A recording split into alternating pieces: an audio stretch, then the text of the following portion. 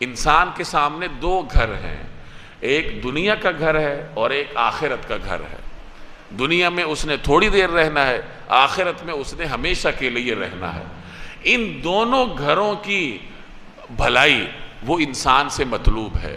جیسے ہم دعا مانگتے ہیں ربنا آتنا فی الدنیا حسنہ وفی الآخرۃ حسنہ، کہ یا اللہ ہمیں دنیا میں بھی بھلائی عطا فرما اور آخرت میں بھی ہمیں بھلائی عطا فرما۔ تو دونوں گھروں کی بھلائی یہ انسان سے مطلوب ہے کہ وہ دنیا میں بھی محنت کرے، اپنی دنیا کو بہتر بنائے، کسی کے سامنے سوال نہ کرنا پڑے۔ انسان کو خود کفیل ہونا چاہیے، کسی پر اس کا دار و مدار نہ ہو۔ اپنی دنیا کو بہتر بنانے کے لیے جتنی کوشش وہ کر سکتا ہے وہ کرے، اور آخرت کو بھی بہتر بنائے۔ اور جہاں دنیا اور آخرت میں ٹکراؤ آئے تو وہاں پھر دنیا کو چھوڑ دے اور آخرت کو اپنائے۔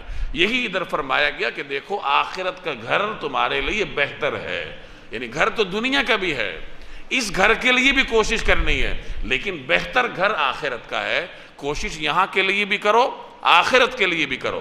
جہاں دونوں کا ٹکراؤ آ جائے تو دنیا کو چھوڑ دو اور آخرت کو اپناؤ، اور یہی متقین کا شیوا ہوا کرتا ہے۔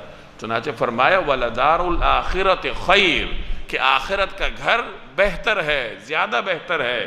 کن لوگوں کے لیے؟ لِلَّذِينَ اتَّقَوْا، ان کے لیے جو تقوی رکھتے ہیں، جو اہل تقوی ہیں۔ افلا تعقلون، کیا تم عقل سے کام نہیں لیتے؟